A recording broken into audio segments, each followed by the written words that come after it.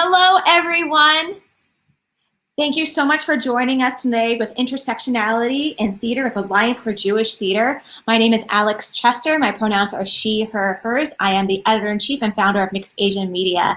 I have, for a visual description, I have purple hair past my shoulders. I'm in like a burgundy tank top with a headband on, and I have a bluish ocean-like background behind me. I have brown eyes, and I have a light medium tan skin with and I'm half Asian. And I would love for the rest of our panelists to introduce themselves. Let's start with Jeremy. Thank you, Alex. It's a pleasure to be here. My name is Jeremy Aluma. I use he, him, his pronouns. I live currently in Los Angeles, California. I'm a theater director and producer, and I am the executive director of Alliance for Jewish Theater. I am Jewish. I'm Ashkenazi Jewish on my mother's side and Iraqi Jewish on my father's side from Baghdad. And my visual description is I am a tan man with brown wavy hair about to my shoulders. I'm wearing like a light green polo style shirt, and my background is mostly white with a little bit of art on the wall. That's me. Thank you, Alex. Passing it back to you. Great, thank you. Alison, you're up. Hi, everyone. My name is Alison Leia Bender. I am a half Korean Jewish actress here in New York City. I'm also a staff writer for Mixed Asian Media. And I am, my visual description, I am sitting in my apartment right now. I am a half Asian woman with fair ivory skin, dark brown hair, and I'm wearing a leather jacket right now. And I go by the pronouns she, her. Thank you. Thank you, Alison. And Stephanie. Hi, everyone. I'm Stephanie Mieko Cohen. I am an actress and a staff writer on Mixed Asian Media as well. And my pronouns are she, her, hers. I'm joining you all from Manhattan. And I am a mixed race woman with dark brown hair, about medium length, hazel eyes, and about fair skin. I'm wearing a black tank top, and I'm streaming to you with a white wall background. Awesome. Well, thank you so much, everyone, for being here today. I guess let's jump right in, and anyone can answer this question. And Jeremy, feel free to chime in and ask questions as well. I'd love to hear your perspective as well. Do you think there is intersectionality within your Jewishness and Asianness? And Jeremy, do you think there is room for that within the theater world? So anyone can start.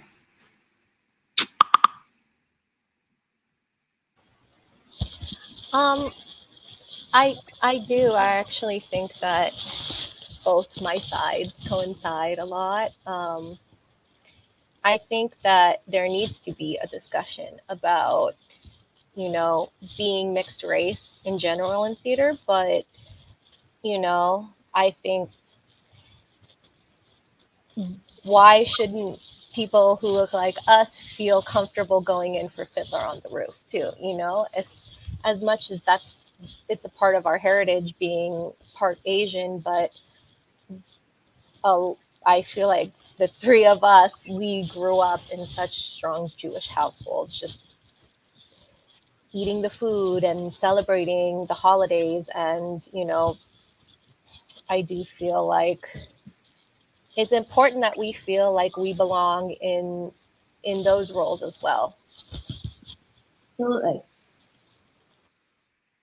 Yeah, I would totally say the same thing. I think this is such a relevant topic, especially with shows that are, you know, like with Broadway coming back. I've started to see a lot of the cast list coming up. For one of the examples, I'm friends specifically with some people online with like the band's visit that just the cast list came up.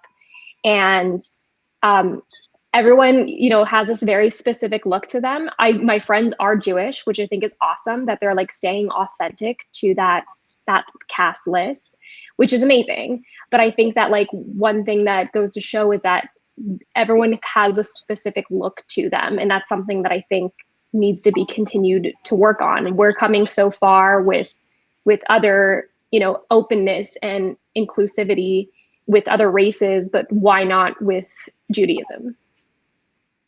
Absolutely. I agree with that, especially, there is, especially for Ashkenazi Jews, a lot of times we are very white passing right. And I think Jeremy can talk more on this as well, but we aren't white, right? Quote unquote, we don't necessarily always hold that privilege in certain spaces. So I think that it is so nice to see a casting like The Band's Visit, where they are doing the best to cast authentically. I apologize if you hear bike barking, or I think they're vacuuming above. I do live in New York City, apartment life. What can I say? So I apologize. But yeah, if I'd love to hear your thoughts on this, Jeremy. Yeah, absolutely. So I'm partially going to speak, from my own personal perspective, but being the executive director of Alliance for Jewish Theater has really informed me in the past 2 years. The organization essentially is an arts service organization for artists and companies making Jewish theater around the country and the world.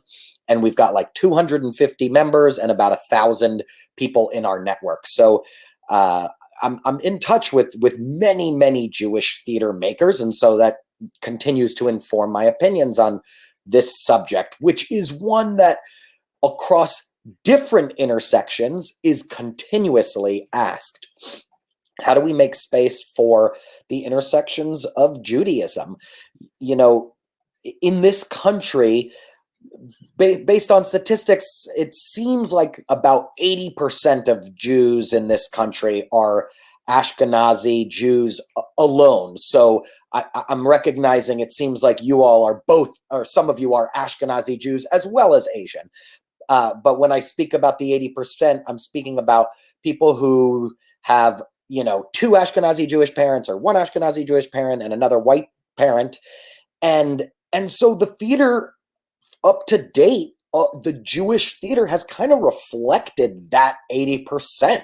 A lot of the great Jewish plays are written from that point of view. And so I'm not the only one that feels this way. A lot of the artistic directors within our organization are looking for plays of different intersectionality.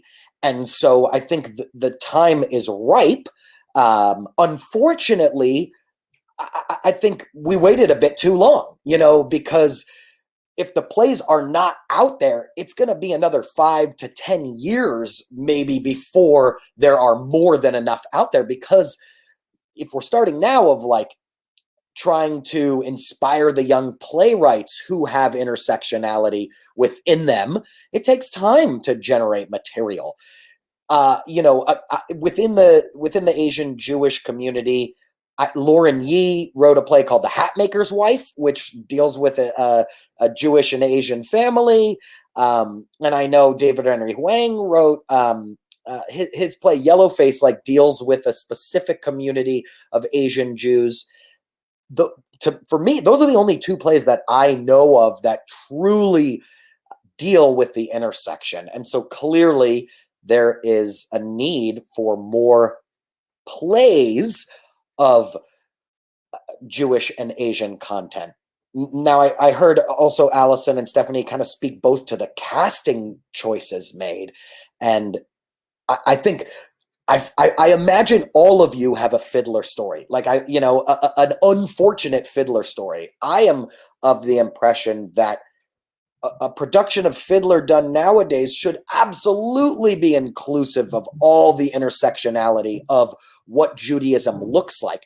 Because to me, even though the play takes place in a shtetl community, it is about the Jewish experience more than it is about that shtetl alone. It's about the transition of shtetl life into modern life, and you know, a way of life that no longer exists, but it's about what it means to be a Jew. And I know that each of the three of you know what it means to be a Jew. So of course you should be sought after to be in this kind of work moving forward, in my opinion. And I hope that that's where the industry reflects things. I hope so too. I recently did see a casting notice for a multicultural production of Fiddler, but it didn't necessarily say you had to be of Jewish descent, which I found very interesting. As much as that makes me happy that they are trying to make it more inclusive, I always feel like, just in general, as Jews in general, tend to be whitewashed and just kind of, and obviously you can't really whitewash something in a multicultural setting, but we just tend to be erased. Many productions that I have gone in for, or I have seen a Fiddler or various productions of a Jewish show, are played by very Aryan actors, and that have openly said, I'm not Jewish. And of course you can't go into the audition room and like, and they can't ask you, are you Jewish? But I guess is it up to us as the actors then to police this and to police ourselves as an individual. Am I really right for this? Yeah, the song is great, but is this my story to tell? And I think that's something that we also need to be having within the communities, because otherwise, I think in many producers' minds who are producing some of these shows, they have a very specific look in their head, and it's not necessarily what a Jewish person looks like. If I'm making sense. Yeah, I mean, I think it's a shame that the default is, if you can't find Jewish actors, the default has been non-Jewish, Aryan, white-looking actors. And I imagine those kinds of actors have actually probably taken jobs from the three of you and many, many more people in the industry, where like, gosh, this is art, and so much of it is about bringing yourself out in the work. And you know, you have a deep understanding of Jewish prayer, of Jewish ritual, of Jewish culture. To me, that is much more significant than, do you look like you would fit in 1890s Poland? Yeah, because I mean, let's be real. None of us are malnourished. You know what I mean? Like, we're not diseased. We're not. Yeah, none of us are ever going to fit in this in modern day society. And if you're well taken care of. I mean, I remember, I don't know if I forget which theater company it was that was auditioning here in New York, but I went in for Fiddler because I was like, well, this is my story. This is my family's history. And they did a typecasting. And I was like, how can you typecast this? So I went in, I was like, hey, I know I don't look Jewish, quote unquote, but this is my family's story. And they just kind of looked at me blankly, and I got cut. But they kept like these very Aryan actors and actresses for this. And a couple of my friends were like, I feel so bad, I'm not Jewish. I'm like, then don't go in. I don't know what to say to you. But yeah, I guess I would like to see more of our community and the Jews of color community that are performers go into these spaces where maybe they don't necessarily feel welcome. But if we all go together, then it can become a safe space, right? And we can change minds. Yeah. Yeah, I mean, the question of authenticity is obviously an important one within our industry, but it seems like we've missed the mark in some ways in what does it mean to be Jewish, because authenticity should not be about looks alone.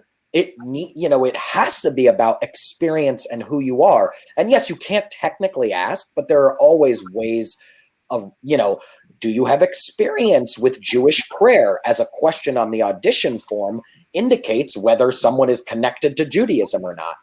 And I think, it's a slippery slope if we say it has to be white-looking actors, because then it's like, well, okay, yeah, these people are Eastern European. Oh, but, we could get further on and go towards, they have to be Polish, or, oh, they have to be from this tiny little shtetl. Like, how far down do you go? When it's actually should be about Jewishness, not whiteness. And yeah. Alison, Stephanie, you have anything you'd like to add to this? Or otherwise I'll move on to the, yeah, Stephanie, go ahead. Yeah, I was going to say the other thing where I think it gets a little tricky is I think that people maybe just overlook Judaism as a religion as opposed to a culture within itself. I think people get a little bit lost there. I know that when I went to Israel for the first time, and there are people there that are from Israel that like don't identify as being religious, but they know every prayer, they know everything that is like about the country. And so to other people, they might be considered religious, but to them, they're not. So I think there is a little bit of ambiguity when it comes to, is Judaism a religion? Is it a culture? Is it a race? So that's, I think, where there is a little bit of like, I think a little bit of work to be done where people might go into the audition being like, well, it's just a religion. Like I can choose to play that just based on like, like a choice. But people don't realize it's so much more than that, and it embodies a great deal of people, and it's a huge culture. It's a way people live, and a way people they embody this, and I think that's something that can be clarified. Absolutely. I think you're absolutely right. I mean, otherwise, could you imagine, I mean, all the people that do JC Superstar, could you imagine? Yeah, just putting that out there. Alison, do you have anything you want to add to that? No, I mean, just you said everything I wanted to say, but it's just, yeah, it does go back to that conversation about authenticity in theater, and it's just, so, I mean, we deal with it all the time being mixed, feeling like, even if it's just like a non-Jewish story, like where do we belong? But it's, when people talk about authenticity a lot, it really does, like, to them, it boils down to just looks. And I don't know, certain stories, I do feel like it just pays off more to have somebody that has really lived the experiences, not just about what they look like, what their ethnic makeup is. I do feel like, just lived experiences can really, add to the role, as much as we are actors. But yeah, I agree with everything y'all have been saying. It really speaks to my heart too. I'd love to ask this next question to both you and Stephanie, and of course, Jeremy, you're welcome to chime in. How has your experiences as both an Asian woman and a Jewish woman informed your life, your career, and your path in theater?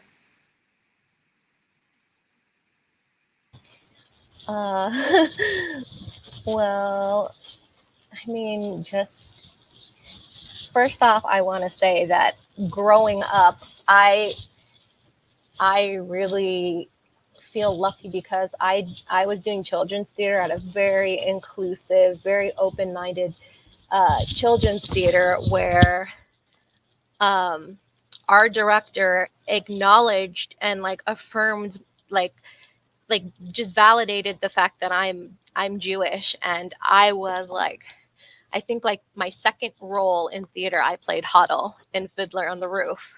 So I like went into theater feeling like, oh, like I can play those roles, even though like being in school, I grew up in Florida. So being in school where I wasn't doing theater, like in elementary, middle school, I would have the kids doing the, this to me, like all the white kids doing that to me. But when I went to theater, I felt like, oh, like they see me for who I am. I didn't really explore the Asian side of myself at that point. That didn't come until I feel later when I met all my mixed friends and, the Asian theater community. But I like playing Huddle and Fiddler on the Roof. I just felt like, oh, this is what theater is going to be like. It's going to be great. I can play these roles. And then when I moved to New York, I remember going in for a production of Fiddler, and I had taken a casting directing workshop, and I said, oh, roles that I think I should be going in for, like Fiddler on the Roof, because I'm Jewish. And the casting director, this, mind you, this is 2007, 2008. You can't be in that show. You're not white. I was like, well, first of all, I am half white, but second of all, I'm Jewish. That's my identity. So I remember just feeling so confused. And then everything that my agent at that time was sending me in for, King and I, Miss Saigon. And I get it. You know, I wanted to be in those shows as well, because, you know, those were the shows that we had as Asians too. But part of me was also like, look, like, I'm not some tiny little Asian woman. Like, it's not gonna look right for me to be in there. So it was a very confusing time, but I feel like just having started out with that feeling like I could play both sides of myself in theater, like it really influenced like my positivity and just feeling like I belonged, even if there was some adversity along the way. But obviously, you know, those things are starting to change and open up now. But it really, that's how I came to be in my identity with theater, if that makes sense. Yeah, awesome. Thank you. What about you, Stephanie? I would say it's similar to Alison. I grew up I'm also like Jeremy from Los Angeles, and I grew up in a very diverse community. I did a lot of Jewish shows when I was little, like doing them at my synagogue. And so growing up, I just never really saw myself as one or the other. I never saw myself as like super Japanese or super Jewish.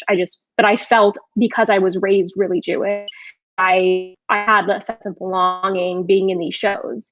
So I never questioned the way I looked, the way that I was represented. And then suddenly, when I went to college in Indiana. So I went to the Midwest, and suddenly everything changed for me. It was all about my appearance. Everything was what I looked like. It didn't necessarily matter what I felt. Everything was based on just looks. And so suddenly I was the most different looking one of my group. So I had to play the token Asian. And that's just so bizarre to me, because I've never been the token Asian of anything, you know, and then on, I even feel, to be honest, in New York, I'm so grateful, because I never would have met this group of friends that I have now, my Hapa group. But I only went in for Asian auditions, and I feel my Jewish identity has like been completely erased, to be honest, in terms of theater. Like I've never been in for anything Jewish. I think that's, to be honest, why I for probably Alison and Alex, that's why I choose to keep my last name, in honor of my father. My dad passed away, so I keep my name for him, but I also keep my name because it's important to me, because without Cohen, no one would know that I was a Jew. And it's a huge part of my identity. But I mean, to be honest, it doesn't really matter. I still only go in for specifically Asian things, which I'm completely grateful for. There's nothing wrong with it, but I just hope that in the future that I'm able to be, you know, for the other side as well, because it's something that I really resonate with. Yeah, I also, I mean, I keep my mother's maiden name, Alex Chester, just because it's British Jewish. Even though, like, actually, I think Cohen, we've talked about this before. You and I share that last name within my family. My grandmother's. I was supposed to be a Cohen too, and my family, I believe my grandma or great grandma changed it to Bender during the Holocaust time. I feel like it was, I mean, I could be completely wrong, but I feel like it was to just kind of be more discreet about their Jewishness. But yeah, I would have been a Cohen too. Yeah, we're all related. I mean, I've told these Allison and Stephanie know this, but my best friend, Rebecca Lee Learman, and also my husband, we all, well, the two, we're related on 23andMe by the Jewish side, by like teensy bit percentage, but it's hilarious. I love that. I love that how that we are so connected on the Jewish side. And I think it's really beautiful. So one day, ladies, you're gonna have to take a DNA test and we'll have to compare DNA. And same with you, Jeremy. But yeah, I have to agree. My Jewish identity has been completely erased within the entertainment industry as a whole. And it is something that I hope will change, which then leads me to this question. As we are getting to our we have about 5 minutes remaining. Jeremy, so how is Alliance for Jewish Theater helping amplify Jews of color, and what has it been like working with other Jews of color within your organization, and how are you striving for inclusion? Thank you. Great question. Gosh, it's so wonderful hearing all your stories about your background and how it's been meaningful for you. And again, I'm so ashamed and sorry to hear about experiences of being left out of pieces that would have been meaningful to each of you. I'm white passing, and I'm also not an actor, so I didn't really have the same kinds of experiences that you're describing, but in other settings I did, because definitely the way that Mizrahi Iraqi Jews had customs was very different than the shuls that I grew up in, and so sometimes there was microaggressions and things like that. Within AJT, it's a really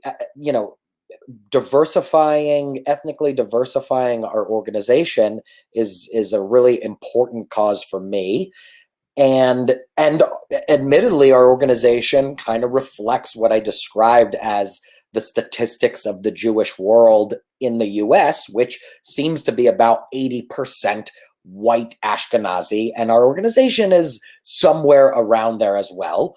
And so I've been the executive director since January 2020, and I've made it a personal mission to expand the racial diversity of our board, of our membership, of our programming, of our panels, of our speakers. Some of the ways that we've done that is we've offered free membership to Jews of color, so that money isn't a barrier. It typically costs $118 to be a member for a year, but we often will comp Jews of color. As we're looking for new board members, which we do every year, we roll about 2 to 3 on or off. It's a big part of our discussions. When I'm looking at the conference speakers and panels, which is coming up for us, we happen to have a conference October 24th, 5th, and 26th of this year. And it's like a big part of our programming discussions, as well as will be reflected on the panels and speakers. I'd love to be able to speak directly to it, but we're still kind of figuring things out. Last year, we had to speak to what we did last year. We had a anti-racism training session. It was the third in a series of training sessions. We had culturally specific theaters and how they're kind of navigating the new theater scene. So we had Snehal Desai from East West Players, and we had a Latinx theater maker, and a Black theater maker, and a Jewish theater maker, kind of talking about culturally specific theater. So it's something that is. We also have an anti-racism committee that discusses how can we look at that as a lens through all the things that AJT does. So it's definitely an important part of our organization. If you're interested in hearing about more, of the kinds of things we do, you can always email me, jeremy@alljewishtheater.org. Happy to provide more insight on how we're trying to make AJT more and more inclusive. That's wonderful. I'm very excited for your conference coming up. I'm very excited for it. Congratulations. And I'm just, thank you for being an ally and for supporting all of us here. Thank you. I hope more people follow suit. But we're wrapping up. Is there anything that in our last couple of minutes that anyone would like to say, or plug yourself for what you're doing, or find you on social media for our audience here? I just want to say thank you for holding the space, and it was so lovely to meet you, Jeremy. And I'm gonna just plug us and say, if you ever wanted to produce, you know, like a new vision of Fiddler on the Roof concert, you have the three sisters here. I'm just saying. But yeah, it just makes my heart so happy when we get to talk about this side of ourselves, because we're always pigeonholed, and it just feels so good to be like, yeah, I'm a Jew, I'm an Asian Jew, and I'm talking about it with like-minded people. So that's all. Yeah, it just feels, to piggyback on that, it just feels really refreshing to be able to talk about the side. Whenever I do, I feel like I can't stop talking about it, because it's feel like it's been a voice that's been held back for me for so long. So then when I do talk about it, I'm like, there's so much to say, and it feels so relieving and so great in such a good way. And like I said, I could probably write a play on it, or a book about it, because it's just it's I should. It is. It's just it's a voice that just has been held back for so long, and I feel like it feels like it's not allowed in some way, because of just the rules that have been written for us. So I'm really grateful to be a member of AJT, and also to have this community that continues to grow, and exactly to know that there are people on our side. Absolutely. Thank you. Yes, reiterating the joy it is to commune and hear about your personal experiences. Thank you, Alex and Mixed Asian Media Fest, for making space for this intersection. I'm really appreciative of being able to meet and discuss it with the three of you. So thank you. And yeah, if people are interested, alljewishtheater.org is our website, and my email is on there. I'm pretty good about getting back to people. So if you have personal questions, feel free to reach out. But there's a bunch of content and resources on there as well. Awesome. Thank you all. And if anyone out there listening, you can find more information of these lovely panelists on our MANF platform, Visibo. You just click on their speaker profile, and it should pop up their email and their social media handles as well, if they have entered that. And thank you all so much for this wonderful, engaging conversation. I hope we have more, which we will. And thank you. Thank you all. Thank you, Alex. Bye. Thanks for facilitating and leading us.